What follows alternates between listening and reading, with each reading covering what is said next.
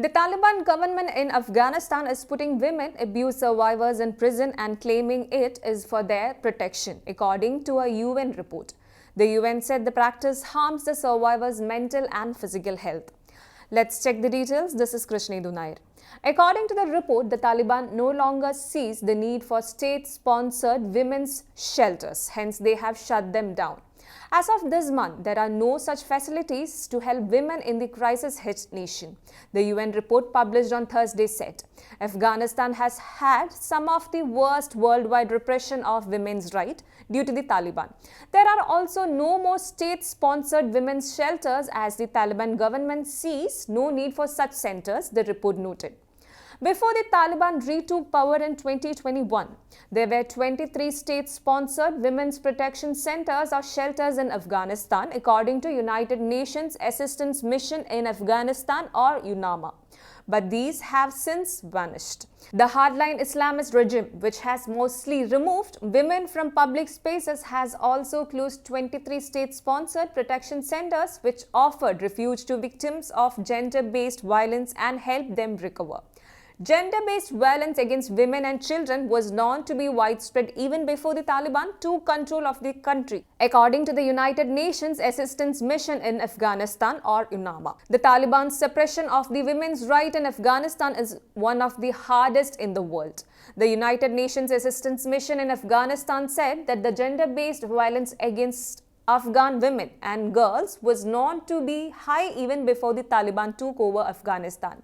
The report said that the officials from the Taliban regime told the UN assistance mission in Afghanistan that there were no need for such shelters. Taliban officials told UNAMA there was no need for the shelters as the women must be with their husbands or male family members. One said such shelters were a Western concept.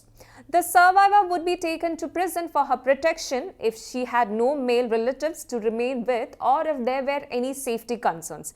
According to UNAMA, this is comparable to how certain drug users and the homeless are kept in Kabul, the nation's capital. The officials said they would ask for male members of the family to make a commitment to not to harm women survivor. In instances where she had no male relatives to stay with or where there were safety concerns, the survivor would be sent to prison for her protection. This would be similar to how some drug addicts and homeless people are housed in the capital Kabul, noted UNAMA. But UNAMA said this would amount to an arbitrary deprivation of liberty. The UNAMA said confining women who are already in a situation of vulnerability in a punitive environment would also likely have a negative impact on their mental and physical health, re-victimization and put them at risk of discrimination and stigmatization upon release.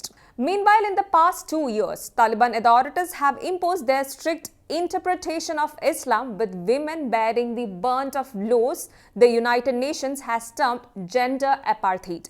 In December last year, Taliban officials announced a ban on women from educational institutes and it drew widespread condemnation from foreign governments and the United Nations.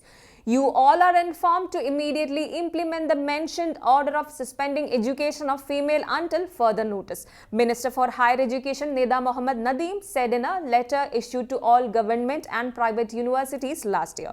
The Taliban enforced the restriction, claiming that female students disregarded a stringent dress code and a necessity to be accompanied to and from university campuses by a male relative.